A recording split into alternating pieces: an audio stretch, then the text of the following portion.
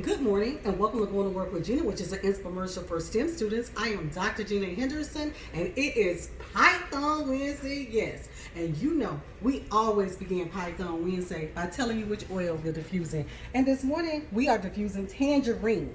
Tangerine helps with your weight loss. I've been, exercising. I've been drinking my morning tea because it helps me overcome anxiety or my nervousness or whatever I have going on for that day. It helps me get over some major accomplishments when I look at my schedule every morning. Okay, so enough about Tangerine. All right, so we're going to get right into this lesson. And so where we were last week when it came to Python Wednesday was we talked about the prefab. We prefabbed the block. Okay, but actually dragging it here, the block, we dragged it over all of its credentials here. We dragged it onto the prefab. Remember, because in order to spawn a block, you're going to have at least one block. We're going to use this prefab to spin or spawn other blocks. Now, but one thing I noticed too, we got to go back into our scripts. There are some things that we're going to have to do when it comes to our script, when it comes to spawning a block. Okay, so let's go here and let's look right here at this particular program right here. Okay, so what we're going to have to do is we're going to have to put our classic initializations to bring in these collections. But we're going to have a public class spawn block. That's the name of it, of this particular script.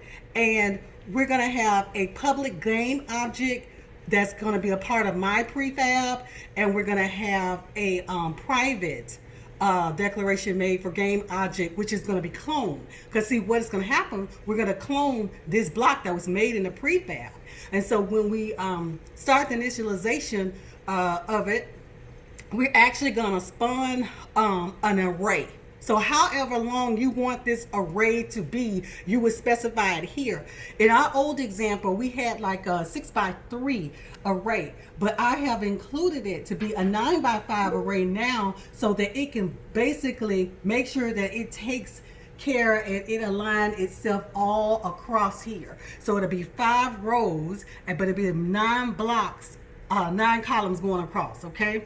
All right, so here what you do is you start a loop where you basically, it's going to initialize to 0. You're going to take I, it's going to be less than 9, and then you're going to increase I as you get back into the loop.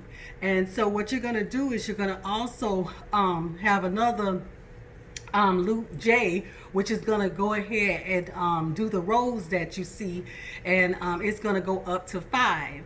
And then what it's going to do is it's going to use another variable that we're going to instantiate the prefab here, okay, with a new vector which is going to transform its position, okay. And so we're going to have a block script also that's going to clone and get the component for block hit. So we'll go over the block hit script next week, okay, because there's also a block hit script that's right here, okay. And it's rather intensive because that's where you get your points and your colors that you want to initiate across the different columns and rows that you're going to have, okay. So it'll somewhat look like, let's see if I can get there.